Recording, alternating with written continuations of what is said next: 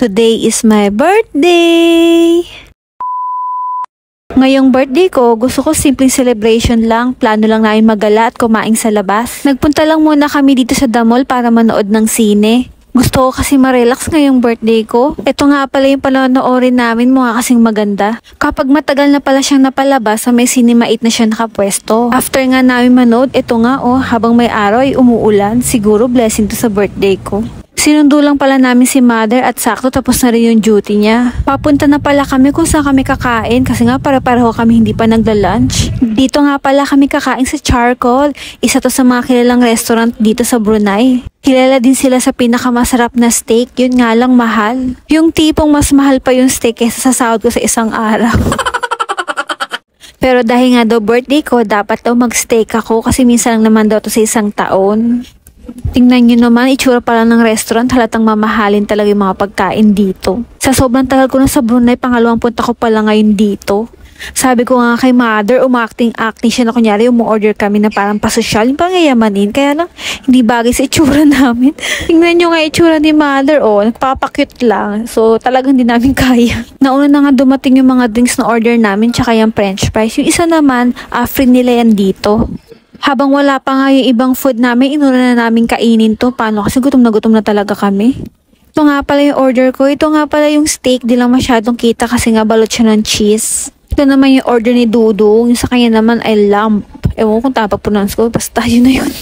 Yung kay Mother naman ay grilled chicken. Iba-iba nga pala yung mga in-order namin para daw pwede kayo magtikiman. Ay, sana all.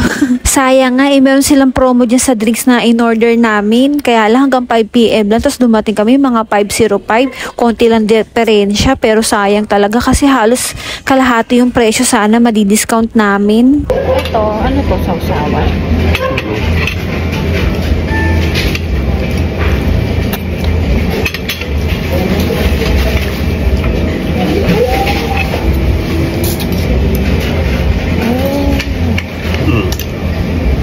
Malambot. Ayan. This is dip mo sauce. Dip mo sauce. Ako hindi. Kumuha ka sa knife ng sauce. Kasi lather. Diba? Top. Yung nakailang beses ako magsabi ng masarap. Kasi masarap talaga siya. Tapos, ang lambot-lambot pa. Hindi siya mahirap hiwain. Hindi siya mahirap nguyain.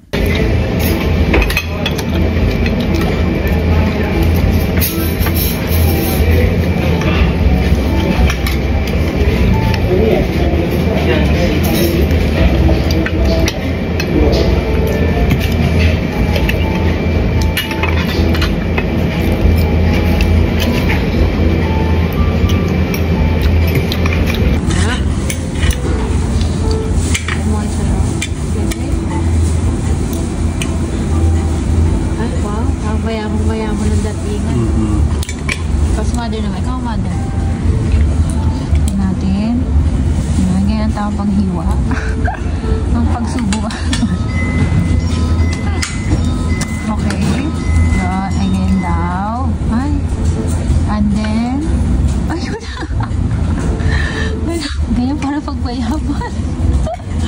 Ay. May ano pa sa labo.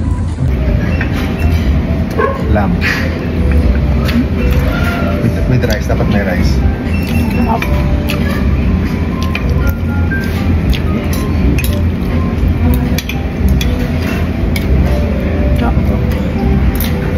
Alam nyo ba mga kasis, itong steak na to, $35 to. Sa pera natin, pumapatak siya ng mga 1,400 pesos. Grabe, kung ganito kamahal, hindi ko to kayang kainin sa Pilipinas. Pero sa totoo lang, kahit naman dito sa Brunei, hindi rin ako gagas ng $35. At saka magkano lang naman yung sahod ko dito. Kung hindi nga lang dahil kay Dudong at kay Mother, hindi ako makakatikim ng mga ganitong pagkain. At dahil nga birthday ko, ito yung nilibre nila sa akin. Baliktad no, ako yung may birthday pero ako yung nilibre nila.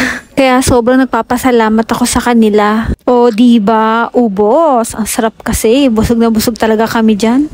Simpleng celebration pero masaya. Happy birthday ulit sa akin. Ayun lang, tapos na. Bye!